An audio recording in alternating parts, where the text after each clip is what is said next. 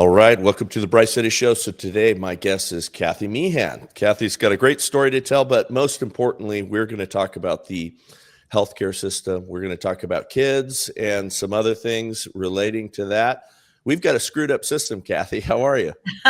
Hey, I'm doing well. And you know what? Every day is a new day and there's always something crazy going on, right? Yeah, that's right. That's right. Amen. So give me your bio, background, history, how you came to be an advocate for all of this, and let's get into it. Yeah, you bet, Bryce. Well, first off, thank you so much for giving me this opportunity. Because a lot of times, we get censored when we want to talk about natural, holistic, or the corrupt current medical big pharma system. So I really appreciate the opportunity to get the word out and to share so that more people kind of know what's going on. And I'll give you a brief history. So my husband and I were college sweethearts. We were married for 34 years. And then very sadly, he passed away a little over a year ago from cancer. And I'm just going to say the cancer industry is just as corrupt as all of the other medical industries, but I'm saving that one for after we save the babies. So, All right. Priorities. I like it. Yeah, absolutely. Priorities. So our journey really started when he was in medical school. He was a critical thinker. Now, I also just want to let the audience know that the big pharma and medical schools do not want critical thinkers because they want robots that literally memorize like symptoms and then can spit out a pharmaceutical. They don't want you to talk about your microbiome or nutrition or lifestyles. Their goal is get the list of symptoms, spit out a pharmaceutical, and then when the patient comes back with more symptoms, probably caused by the pharmaceuticals, we're going to give them another pharmaceutical on top of that. So really the system is built to keep people sick. And it's a sick care system, which it sounds cliche, but it is true. And, right. I come from the insurance industry, and the insurance industry with healthcare, they're essentially fueled by the symptoms, the treatments, the things that are happening. They're not fueled by healthy people. No, they absolutely are not. So when we were in college, I graduated actually a year before Jim and went into the pharmaceutical industry. So that's kind of my background. And then he went on, finished his undergraduate, med school, and residency. And while he was in residency, I'm just going to touch on a little bit of one of the things that he saw. He was an editor for ocular inflammation. It was a journal because he was actually an ophthalmology resident, which is an eye surgeon. So that's where he started. Very smart because very few people can get into an ophthalmology residency. But he was looking at studies coming across the desk to recommend they be published. And a couple of studies came across that actually showed retinal hemorrhage, which is bleeding behind the eye, associated with vaccinations. And this was one of those things that he was like, wow, because remember, he was in med school and he was taught back then vaccines are safe and effective. The only thing he learned in as far as like the childhood vaccine schedule was how to dose them, in what order, and how many times to give them for the kids. And other than that, everything was safe and effective. So for him being a critical thinker, he was like, wow, vaccinations causing retinal hemorrhage. Let's get this published. Well, he went to the senior editor who said, Jim, we're not going to publish that. We don't need to rock the boat because, the pharmaceutical companies support you, the residency, the hospital, the med schools.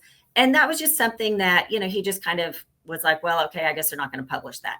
But a few more things along our path really kind of lit that fire, if you want to call it that. I will touch on the other thing was shaken baby syndrome, because he would get called in as the ophthalmologist to look at the back of the baby's eyes in the emergency room. And if there was any sign of hemorrhaging, then that was basically a check mark for shaken baby syndrome.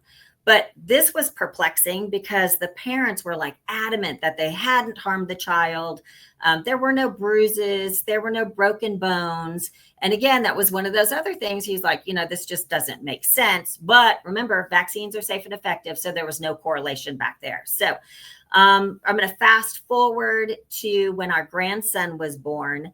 And, at this time, this is several years later, Jim's starting to kind of like dig into the research behind vaccinations, the lack of studies, and just, the poor job that the pharmaceutical companies and the FDA, CDC does in regards to vaccinations. So when our first grandchild was born, my daughter actually declined Hep B at the hospital. And that really caused a little bit of controversy between my husband and the nurses there and everything. But, Isaiah went home, no vaccines, everything was fine. But then about 6 weeks later, my daughter took Isaiah to the pediatrician's office. And at the pediatrician's office, they were bullying her to catch Isaiah up on the vaccines that he had missed. And, Allie she calls Jim and she's crying. And so my husband, because he was a warrior, he was like, you make sure you tell them, I'm a 5th degree black belt and I'll be there in 2.3 seconds. Sure. And so Allie left the pediatrician's office and never went back in again. So again, here's these little things that are popping up. And then fast forward to the documentary Vaxxed. Now, Bryce, are you familiar with that documentary? I am. I can't remember if I saw it or not. There's been some great, powerful, documentaries and docuseries on this subject that have been floating around. So I don't know if I've seen that one specifically, but I know of it for sure. I do highly recommend any of your listeners that are, maybe just on the fence, or they're like, they've heard things, but they weren't sure, to watch Vaxxed, because that one was really the thing that catapulted us into informed consent for kids. And it's the documentary that was based on the CDC whistleblower, Dr. William Thompson. And he came out and said, we trashed the documents that showed the correlation between the MMR vaccine and autism. And that came out, I want to say it was about 10 years ago, around 2014. And Jim and I went and saw this at a movie theater. And when we came out, we were like, okay, we cannot be silent anymore. And that really is what propelled him into speaking, because there were very few doctors at the time that would actually speak out against big pharma and the medical corruption. We had a private practice here in Tulsa, Oklahoma. So we weren't, tied to hospitals or clinics. And so he really could say just about anything that he wanted to.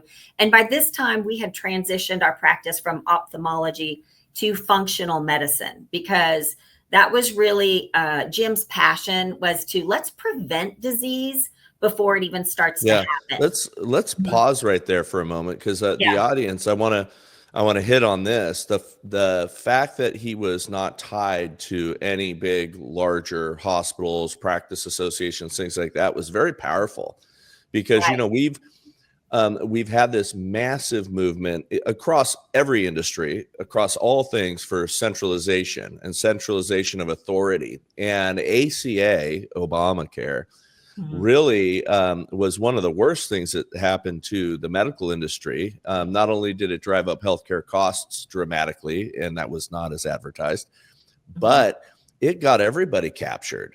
And so there's, all these big, powerful organizations that are telling these doctors what to do now. And many of them are sponsored by pharmaceutical concerns or others that do not have our interest in mind. They've got, financial interests in mind. And so, good on him for, staying independent. Good on you guys for, recognizing that. Yeah. Well, it's not easy being independent. It really isn't. And there's just so many avenues that we could go on when it comes to the corruption and insurance and all of these, because, our practice is smaller. We actually don't even take insurance. It's cash only or fee for service. We try to be very affordable, which means, we're not driving around in Mercedes and in big cars and everything like that, because we have a mission. Our mission is to help people be healthy. And that's really what's important. And And you have physicians that they're stuck financially with hospitals and clinics because they're getting really big salaries, right? And so, I mean, more power to them, whatever they want to do, but they're not really helping the people. So, and we'll get into the pediatricians that have that problem too. But, along with this captured audience, and what I really want to focus on, and what Jim's baby was let's start early in our child's health, right? What can we do to basically keep kids out of pediatricians' offices? Now, I mentioned my husband was very vocal. He toured around with it was called the Reawaken Tour with Clay Clark. And while we were out on that tour, we were, meeting like-minded physicians and great people that were really stepping up and making change and speaking out. And all the time we kept saying, well, when's something going to happen for pediatricians, right? Because it's the pediatrician's office that really starts the whole, they are programmed, they're programming moms. You've got to bring your kid in. We have these wellness visits. Well, they're not wellness visits. They're opportunities to force vaccines. Yeah. And now I want to do a little disclaimer. I'm not going to tell you don't vaccinate, okay? Because everybody has their own thing on that. But I'm going to give you all the resources that you really can't find that easily on the internet or through your Google search or anything, or even AI. They're still not giving you the whole truth when it comes to those things. But I can definitely help you decide for yourself. We like to provide the education and the materials. Because once you know the corruption in the vaccine industry, if you're a critical thinker, it does not make sense to vaccinate your children. So yeah, agree. Yeah. For a moment, I thought the anti-vax crowd was, largely nutty people, and that was because they've been painted that way. And it's like, oh, you silly folks over there. And at first, look, I'm very much, libertarian, do what you want to do, do what you want to do with your own body and all that. And I do believe that, children are, under the protection of their parents. So parents do make those decisions. But when I found out the scale and scope and number of vaccines, and realizing how different it was from my childhood, Right. and how aggressive they are now, and then when I witnessed with my own kids, them wanting to push vaccines on them for risks that were sexually active risks and things like that, and all the things that they were wanting to continuously push, you start to open your mind a little bit, and you start to realize that the game that they're playing, you start to realize the corruption that's inherent with the system, and how much, you're right, all they want to do in there is drive them towards vaccines. And I also experienced them, and this was a hospital system in California, but they were asking, all of these very invasively strange questions. Do you drink milk? Because for some reason the milk lobby, I guess, wanted them to drink milk. And probably. Yeah. And but what it was is, it's like, wait a second, there are people who just don't think milk is all that healthy for you. There's people that, are lactose intolerant. There's, people that, believe in raw milk, whatever, but that was an opinion-based thing that they've got on this little checklist, and they're going to determine whether I'm a good parent or a bad parent, if we, have our kid, ride around the neighborhood or ride around the street, without a helmet on, or, it was like all these little things that, wait a second, how is that the responsibility of the doctor to be asking us whether they drink milk or not? Right. No, absolutely. I totally agree. And, I want to talk about, so Jim and I had 5 children together, and now they're, 20s to 30s, and they were all vaccinated by the childhood vaccine schedule. And I just want to say, I mean, I praise God that our children did not have any extreme neurological defects or anything like that. But I'm going to tell you, I was and am very healthy. And Jim was an athlete. He was very healthy. But all 5 of our children were sick throughout their childhoods. We had eczema. We had pneumonia several times, hospitalized. We had, these like skin problems and lesions and spots. And it was just like so interesting that our children were so sick. And I look back at it and I was like, well, of course we're following the childhood vaccination schedule. And I also talk about my daughter, Macy. She literally did not speak until after she was 3 years old. And the pediatrician told me, well, that's normal. And I look back at that and I was like, no, it's not normal. It was common because all of these, neurological delays and speech development and everything like that. But that's not normal for your child not to. No, but I mean, it makes sense. You're bombarding their little bodies with, a host of poisons. And, right, absolutely. And again, I'm not entirely anti-vaccine. I don't necessarily believe that there is no place for any vaccine, but there is a big difference between that position and they need to have 74 of them or whatever the number's up to now. Yeah, the numbers are crazy. Yeah. So I like to throw out numbers for people just as a, just so they can see where we were and where we were kind of going. And so some of the numbers I can pull, and I start with 1990 to the present. And we're going to look at the growth of just the pediatric population. So that's kids ages 0 to 17, the growth of the number of pediatricians, and then the growth of chronic disease. So if you look at the pediatric population, we went from about 64 million to 73 million, which, that growth is around 14%. So that's just kids, right? Age 0 to 17.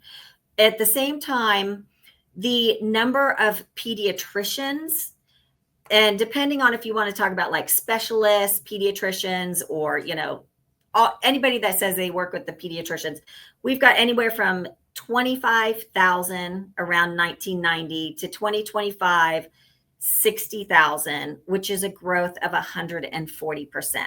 So why is the growth of children so small? The growth of the number of pediatricians disproportionately larger.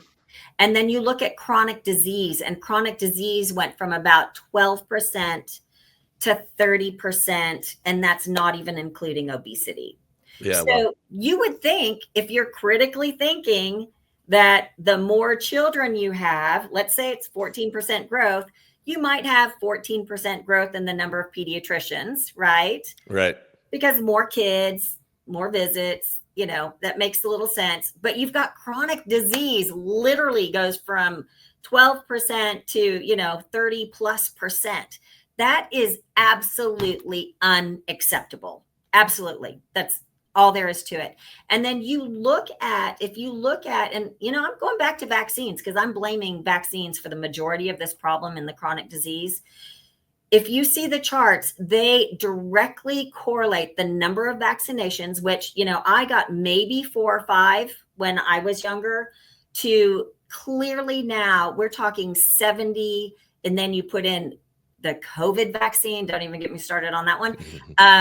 It's off the charts. And so we have got to finally dig deep into the vaccination schedule. And thank goodness there are people in enough high-powered offices now that they are actually digging into it. And so for everybody that wants to boo Bobby Kennedy because he's not working fast enough, I'm just going to say that he is playing chess. Don't worry, guys. The truth is coming out. So it's just intolerable. It's like, I've seen this meme. I don't know if you've seen it, where it says like the most dangerous place to take a healthy child is a pediatrician's office. And, I don't doubt it. I agree with that. I agree wholeheartedly. I also liked one of the quotes I found while doing all my research was, pediatricians aren't forced to vaccinate.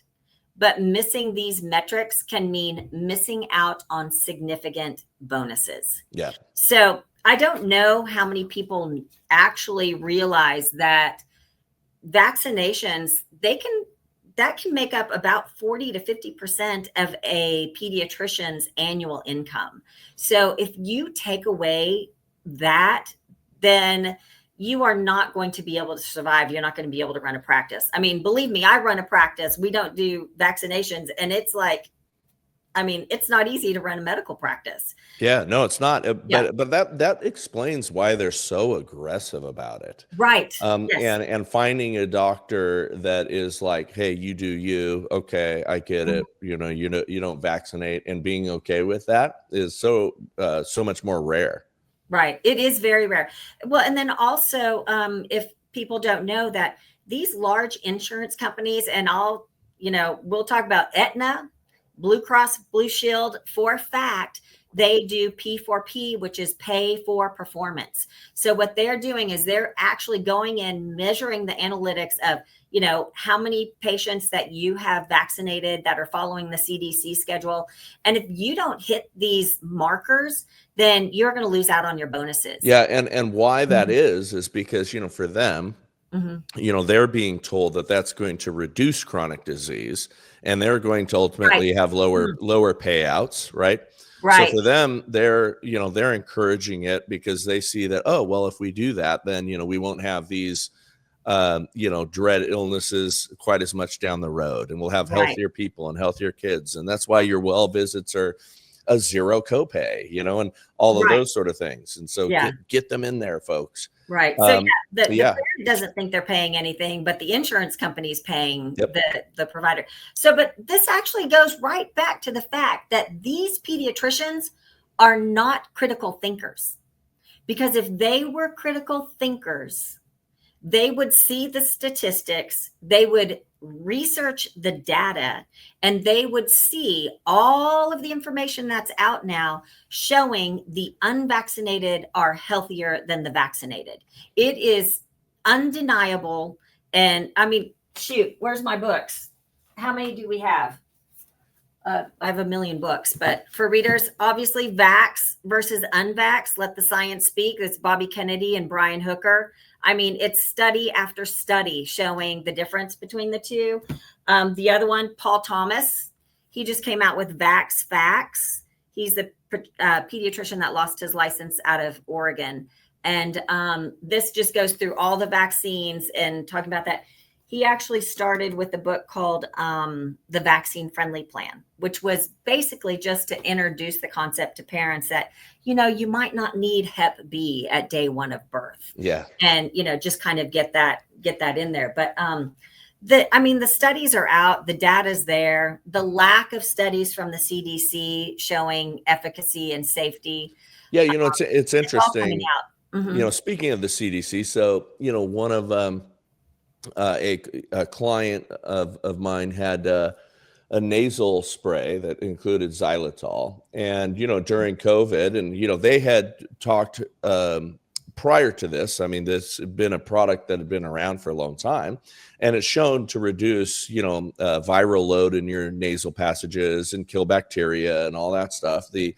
I don't remember all the exact reasons why, but the xylitol is viewed as food, but it's really poison to the viruses and poison to the bacteria, right?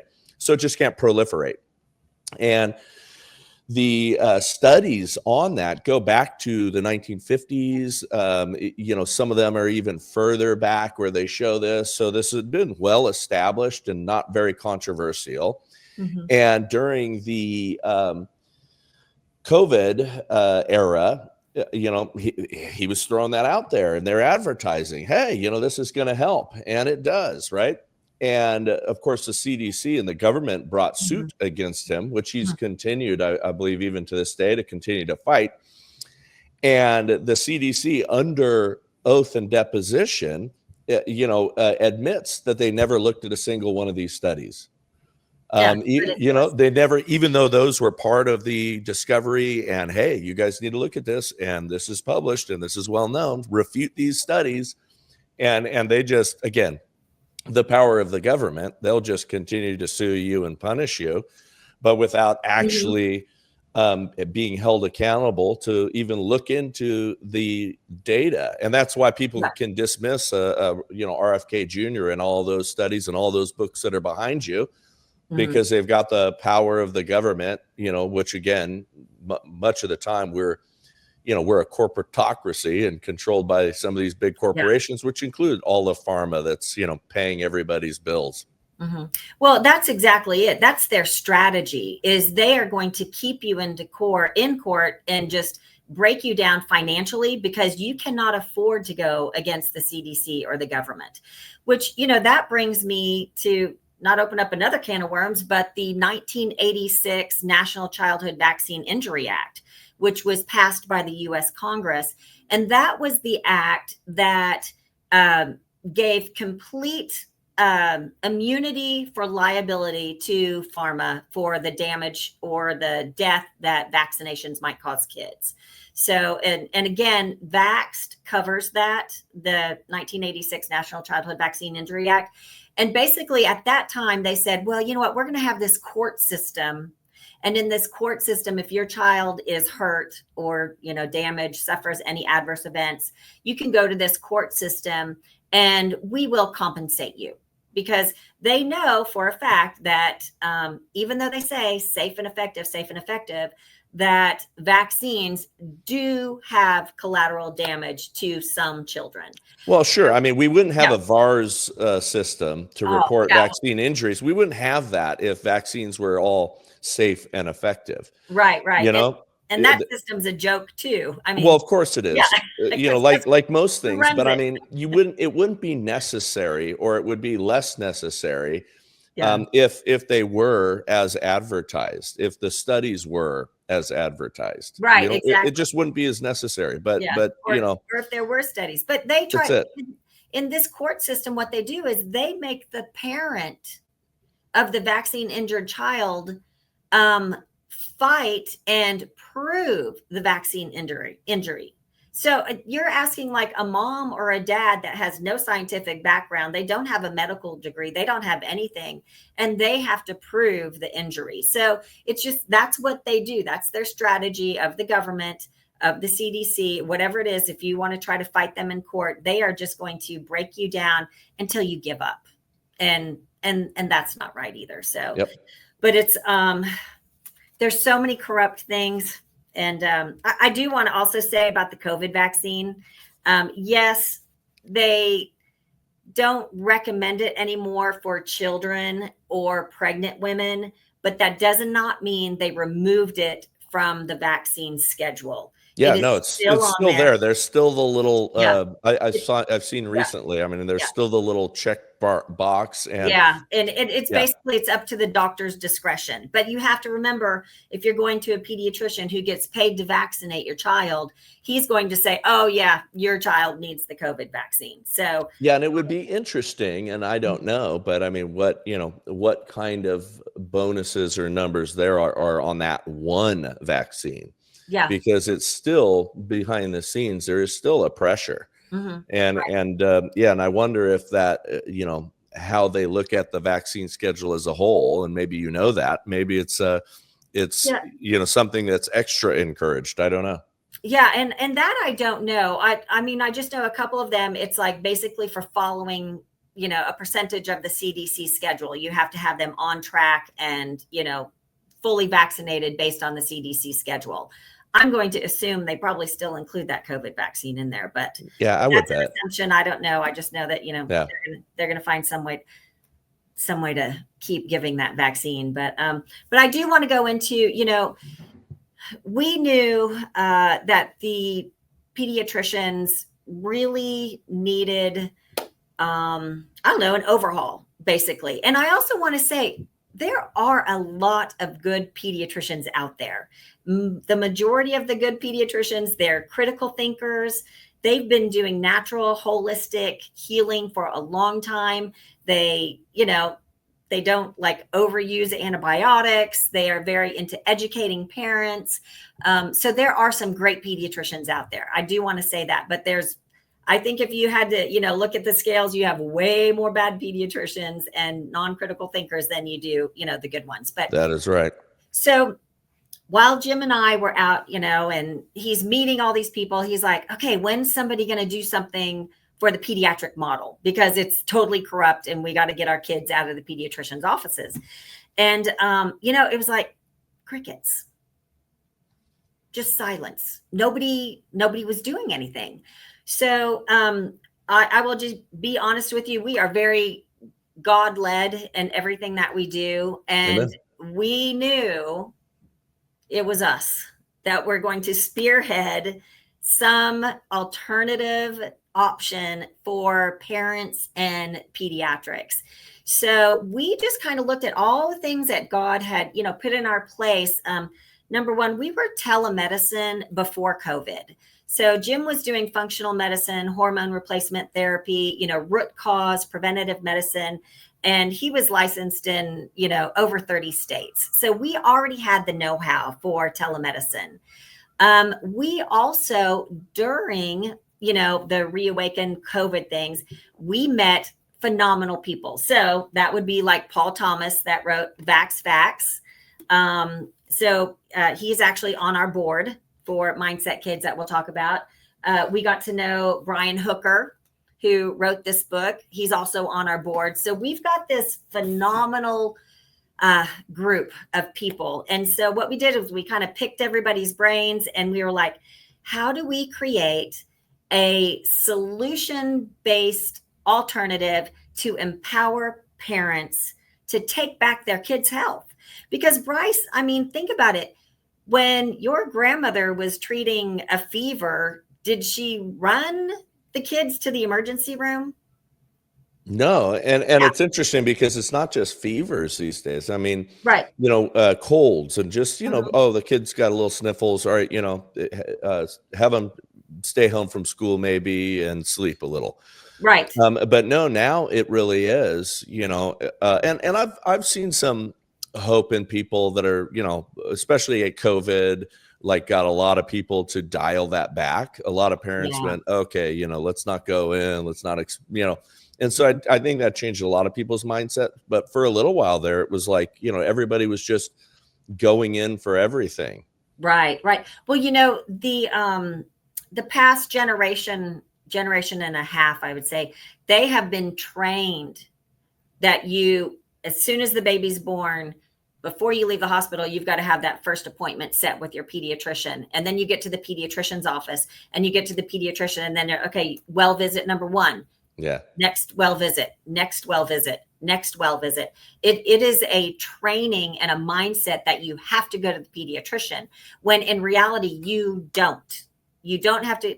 Now, critical issues, absolutely, head to a pediatrician, head to an ER. But for everyday, like what I call non-emergent care, coughs and colds, and you don't need to run to the pediatrician. So we were like, okay, so how do we create this educational thing for parents, empower them, give them the know-how of what to do, but then also let's provide a pediatrician for backup in case you need, a backup, like, maybe something's going on with my child.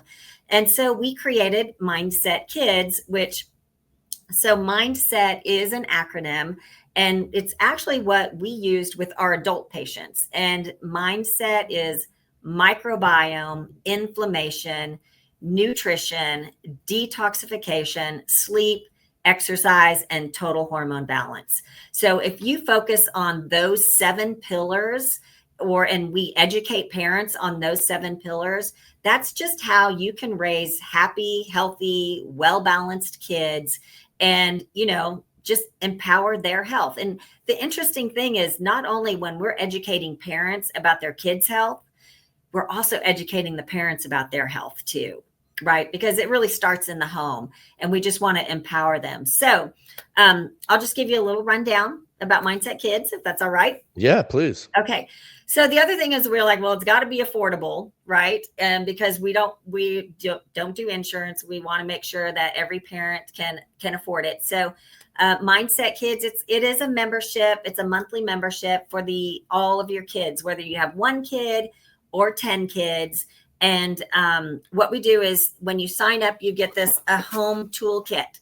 So here's our little sweet logo. I've got a great little marketing team. And in your box, you're going to get several things. Number one is you're going to get a natural health guide. And the natural health guide was written by our natural health consultant, Meg, along with my husband and Dr. Paul Thomas. And in this guide, it covers ailments from, like cuts and scrapes and bruises and constipation and ear infections and everything. And then there'll be like a section on colds and flu and natural remedies. And then every section is like when to call the doctor, right? So you've tried some of these natural remedies and they just maybe don't work. So you're like, oh, you know what? I really want to talk to a pediatrician. So then you call the office. You'll speak with one of our care coordinators. She'll take all the notes and she'll be like, okay, you can see, Dr. Tenorio at 4 today. And then you do a telemedicine. So it's like a direct primary care kind of a model. It is. Like that. Yeah. It's just like that. And then you also we're going to give you a little thermometer.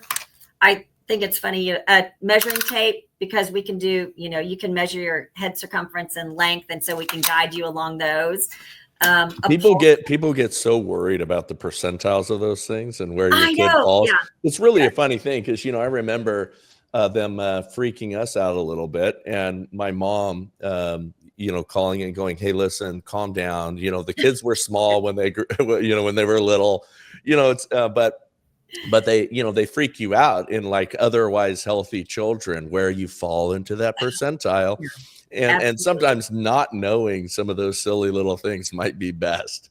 I know. Yeah. Sometimes too much knowledge will. Well, they use fear though. Oh, for sure. They use fear to make you come back. We got to make sure your baby's growing right. Yeah. Let's got to make sure you get your vaccinations. And let's give them a helmet because their head isn't perfectly round yet. Yeah. Yeah. I've seen lots of those. A little pulse ox, which is fun. A little notebook to take notes. And then my favorite thing is this is an otoscope that connects to your smartphone. So you can literally take pictures and videos of inside the ear. You can look up the nose, down the throat, if you've got like skin lesions or anything like that, and send pictures over, and we'll put them in your chart for the doctor review when you're on your telemedicine call. So the cost of this is, the sign up for, and you get your kit, is $49.99. You pay that one time and you get one kit per family. And then per month, whether you have 1 or 10 kids, is $24.99 a month. Wow. So that's inexpensive. It's very, very amazing. affordable. And not only that, but we provide a private Facebook group for parents and caretakers. We've got webinars that we do. I interview doctors. We do health tips, a newsletter, a quarterly journal, because our goal is, number one, to educate you before your child gets sick. Right. And then just to build up your confidence so that you can, know what to do. And then, maybe it's your first child and you need a little backup, and then you call a pediatrician. And I'm going to give you an example that literally yesterday, we had a mom call, and she was concerned about her child, and she thought maybe it was appendicitis. So, we took all the notes. We called the doctor immediately. The doctor called her, got him on a telemedicine visit, and the doctor was like, you know what? Go to the ER. And so we knew to go to the ER, but the mom called and she was like, I'm kind of afraid to go into an emergency room. I don't want to go if it's not an emergency. So Right. we just got on it and made that call, and then they went to the emergency room. So we also provide a state-by-state guide, because in some instances, it might be like, well, we recommend you go see this chiropractor, and here's one in your area, because there are hands-on, things that you want to do. Now that you would become that chiropractor's patient and service those, that's not included in your $24.99 a month. Yeah. But if you need hands-on or anything like that, you're looking for a holistic dentist, we'll try to, team you up with one in your area. So we just really want to be that resource for parents, because we need to take back the health of our kids. I mean, we always say, be the scientist of your own health as an adult, but it's also be the scientist of your child's health, because the more you know, the more confident you are. And, and I had 5 kids. There's a big difference between your first child and your 5th child. Oh, for sure. So yeah, my poor 5th child, anyway, Yeah, he's they're the fine ones that now. are, He's special forces training in the Army. He's yeah, great now, but it's like, they're the ones that are asleep under a table at a family event, and you're yeah, like, oh oh wait, yeah, oh yeah, we got to put yeah, them to bed. yeah. Well, the funny thing is, we always forgot to tell him it was time for dinner. We'd be like eating dinner, and we'd be like, "Did anybody tell Daniel we're downstairs eating?" And so, Yeah, it is funny. oh gosh, my poor children, they went through a lot of it. But really, that our goal, like I said, is empower the parents, make it extremely affordable. Start learning now. I mean, I like to say we're a fun group. I think we're a fun group. We're very serious about when it comes to children's health, and we know there's got to be an alternative. There's got to Yeah. be a better alternative. That's great. Well, I didn't know what to expect on this show. I mean, I liked when Kevin sent me, your profile and what you were Yeah. doing. I thought, okay, this is great, but I didn't know what exactly to expect and what you guys are doing. But for the record, you're not paying me to say this, but I think this is a wonderful idea. I think this Well, thank you. truly is powerful. And again, I come from, the insurance industry, and I understand all of that. And I think this is what parents should be doing. So you have my endorsement, and I appreciate you. Well, thank you. Yeah. So tell us how we can access this. What's the best way? What are the links? Give us all of that. Absolutely. So the easiest way, if you can see meehanmd.com behind me, that's our kind of like our adult main page, and Mindset Kids is right on the front. So you can always go that way, or mindset-kids.com. And there's a little join now, and you can click on that. It's very easy steps, and then we'll take care of you from there.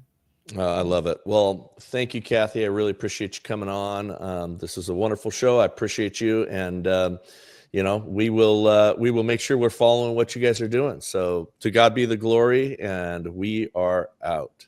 Thanks. Hey, thank you for watching or listening to this show. If you are someone who listens to us on the podcast apps, please go to our Rumble channel. Even if you're not going to watch us there, we'd appreciate you hitting subscribe. We want to boost those numbers up and make sure that channel continues to grow.